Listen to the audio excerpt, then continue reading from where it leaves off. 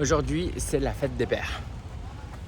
Et je me suis offert une glace euh, en allant promener mes enfants. C'est ce que j'essaye de faire souvent les dimanches après-midi pendant que mon épouse se repose. Puis moi, ça me détend, j'ai mon temps à moi, j'ai mes écouteurs, j'écoute des trucs, je regarde des trucs. Et je me suis offert une glace. Litchi, excellent. Notamment parce qu'il fait chaud et que je me suis dit, allez, c'est la fête des pères, je me fais plaisir. Et en fait, je voulais faire une publication Instagram, tu vois, ça c'est le genre de publication qui aurait cartonné. Tu vois, je me serais pris en selfie comme ça avec mes bébés.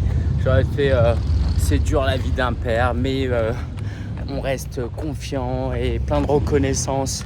Salutations à tous les papas, les mamans.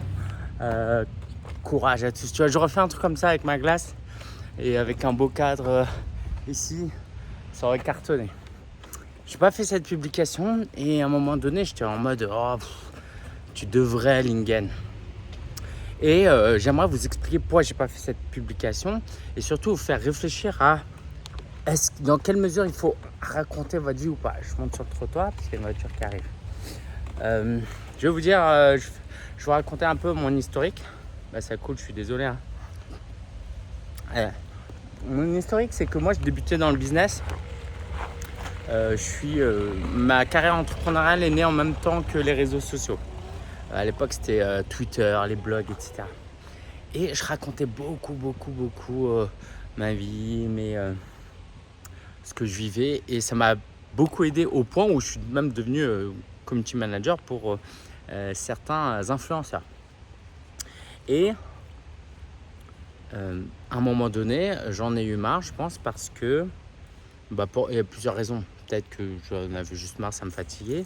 Et puis surtout, je me suis marré. Et puis là, avec les enfants, moi, je travaille pas le week-end, en fait, par exemple. Donc, si toute la semaine, je fais ça, et le week-end, je fais ça.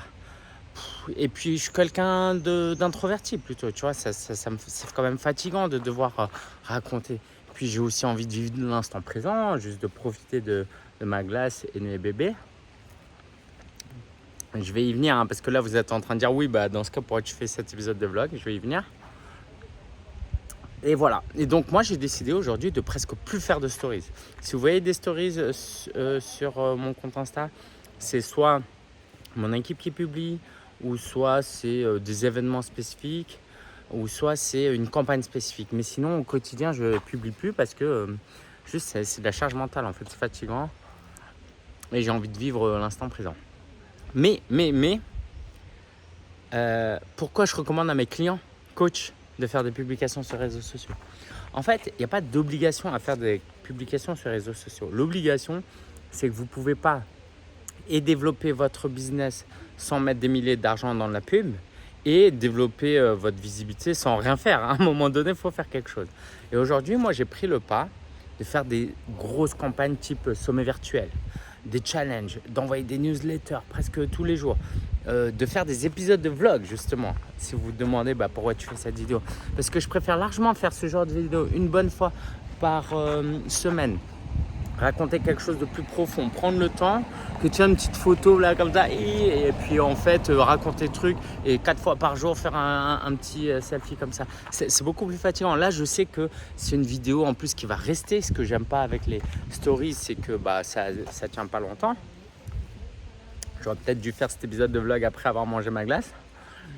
Et voilà, ça c'est beaucoup moins fatigant pour moi de faire une grosse vidéo comme ça de 5-10 minutes, une grosse entre guillemets, que de faire plein de stories l'un à la suite de l'autre. Et puis moi aujourd'hui, ça c'est peut-être le 276e épisode de podcast de ma chaîne YouTube. Ça reste, je sais que mes enfants, mes petits-enfants, mes arrière-petits-enfants pourront regarder ce genre de choses. Je vous salue si vous êtes concernés.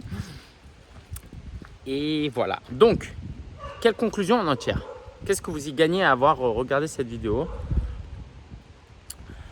Soit vous faites des campagnes type sommet virtuel, des gros trucs, vous y allez à fond et des épisodes de vlog comme ça chaque semaine, du gros contenu. Et là, vous économisez la force de faire des stories. Ou soit vous n'êtes pas prêt à faire des vlogs, raconter votre quotidien, d'entrepreneur, de coach. à faire des sommets virtuels. Et dans ce cas, vous faites plein de petits contenus.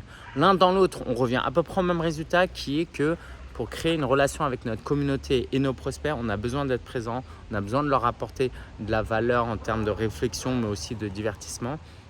Donc, c'est vous qui décidez. Par contre, vous ne pouvez pas dire « moi, j'aime pas les réseaux sociaux, je fais rien. Et puis, je fais pas de sommet virtuel, c'est trop compliqué et je fais rien et j'arrive pas à trouver des clients. » Voilà, c'est comment j'ai trouvé mon équilibre de vie aujourd'hui. Je pense que c'est tout. Allez, c'est le temps pour moi d'aller finir ma glace. Je vous souhaite le meilleur. Et puis, bonne fête au papa. Vous êtes géniaux. Vous êtes importants pour vos enfants et pour vos épouses. Ciao, ciao.